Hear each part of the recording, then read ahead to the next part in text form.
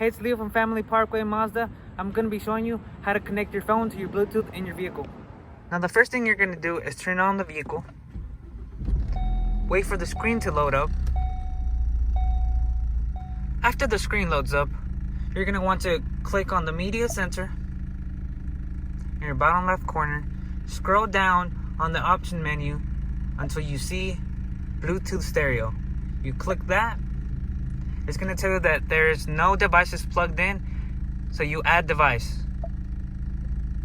It's going to ask you here once again to add device, so I'll go ahead and click that.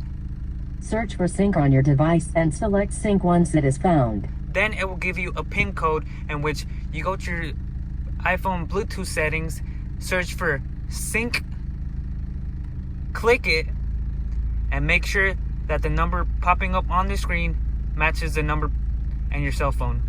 And after that, you're good to go. You'll be ready to listen to music on the road.